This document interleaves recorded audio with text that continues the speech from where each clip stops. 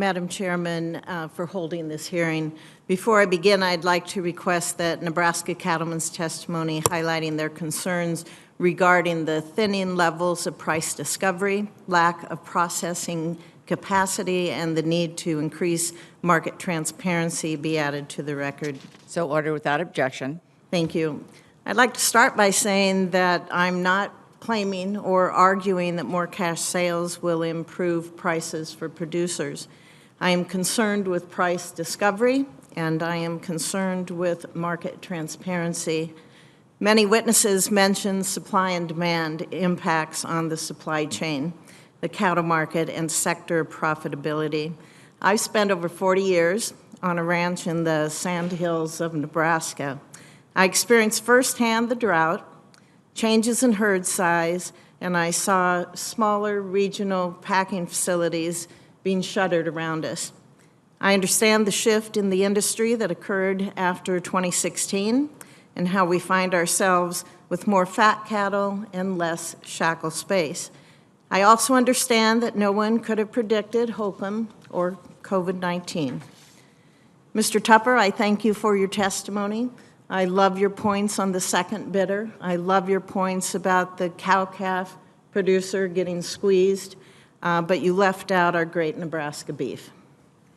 Mr. Gardner and Mr. Tonser, Dr. Tonser, I appreciate your testimonies. In Nebraska, I represent every segment of the supply chain, cow-calf operations, backgrounders, feed yards of every size. We have packers of every size, including 3 of the big 4. I understand that every region is different. What works in one state might not work in another. So I see the merit in AMAs. I understand why they may be more popular in certain regions. I understand they provide greater economic returns as well as operational efficiencies, both for packers and for feed yards. In fact, that is why I've included a contract library in my legislation to provide all producers who want to diversify their marketing, but who were not lucky enough to have a seat at the negotiating table that Mr. Gardner references in his testimony, and they can then have access to examples of what already exists in the marketplace.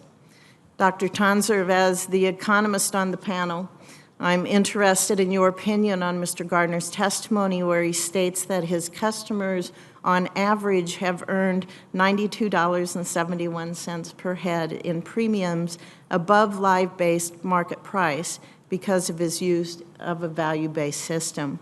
Later in the testimony, he states that cash trades can be interpreted as the base price. If there were no publicly reported cash price for Mr. Gardner to use as his base, he would not be able to determine that his cattle are worth that $92 more per head than his neighbor's cattle. Base price is important. Dr. Tonser, you highlight the value of AMAs to market participants who choose to utilize them. So how do you foresee these market participants setting the base price for these agreements in the future if the pool of cash participants continues to shrink? So thank you for the comment and questions. 2 things come to mind. One is I think we honestly need to, as I noted also in my written testimony, assess if LMR can help us with the discovery and reporting and transparency component. That in itself isn't changing the percentages that are negotiated, right? I think that has to be kept in mind as well. Not that I have the magic list, but there's some potential helping points there. The second part would be is, and other testimony alluded to, there's other industries that have similar shocks, right? Lumber industry and so forth. But I'd encourage us to go a little bit further also. There's a lot of other industries that have changed what their base way of doing business is. I don't think we're to that point tomorrow, so please don't overreact to my comment, but there's a lot of other sectors in ag to where the base that's used in how you do business is different today than it was 30 or 50 years ago. I encourage us to look forward as opposed to backwards. I use that phrase in my oral testimony for a reason. At some point, I think the industry will use a different base. I think it makes sense the best we can to keep spot negotiated, report it transparently and the like, but we need to also be open to if there's ways to discover value for a commodity in a different way over time, we need to be open to that. And there's other sectors in ag that have done that We're not going to do that tomorrow on fed cattle, but I encourage us to at least be aware of that evolution that's existing. I'd be interested to know how you would determine base in the future, because I think the cash sales are important.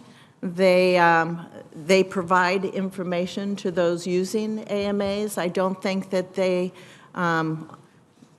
are receiving the value that they have, the economic value that they have in the system that we currently have. But they are important to be able to know what the market price is, what the have that transparency, the accountability in a system that should be benefiting every segment of this industry, from cow-calf producers to my neighbors in South Dakota, close to the Sandhills, to be able to have that across the board. We need every segment of this industry to be able to succeed. My time has expired, but I thank you. Thank you, Madam Chair.